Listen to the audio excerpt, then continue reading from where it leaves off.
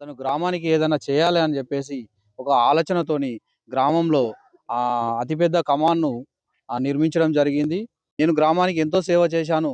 కానీ నాకంటూ ఏం చేసుకోలేకపోయాను అనే ఒక ఆలోచన తనకి కలిగి గత 12 సంవత్సరాల క్రితమే అతను ఒక సమాధిని కూడా తన తన కోసం తాను నిర్మించుకోవడం జరిగింది. వినడానికి ఆశ్చర్యంగా ఉన్నా ఈ వ్యక్తి చెబుతున్నది నిజమే. జగిత్యాల జిల్లా లక్ష్మీపురం గ్రామానికి చెందిన నక్క ఇంద్రయ్య చనిపోకముందే తన సమాధిని తానే కట్టుకున్నాడు.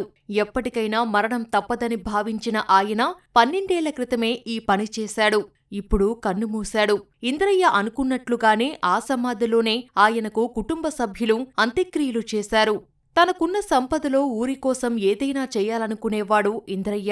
అదే ఆలోచనతో గ్రామంలో బడి, చర్చి కట్టించాడు. వీటితో పాటు తన పిల్లలకు కూడా ఏ లోటు లేకుండా చూసుకున్నాడు. ఇన్ని చేసినా తనకు ఏదో వెలితిగా తన కోసం ఏమీ చేసుకోలేదనే నిరాశతో ఉండేవాడు. ఆ భావనతోనే తన భార్య సమాధి పక్కనే తన సమాధిని నిర్మించుకున్నాడని గ్రామస్తులు చెబుతున్నారు.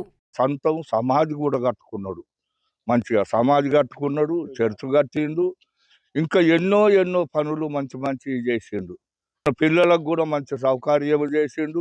పిల్లలకు కూడా బంగ్లాలు కట్టిండు, ఇండ్లు కట్టిండు, అన్ని మంచిగానే ఉన్నాయి. కానీ దేవుడు ఇక తన ఆయుష్కాలం తీరింది, దేవుడు తీసుకుపోయిండు.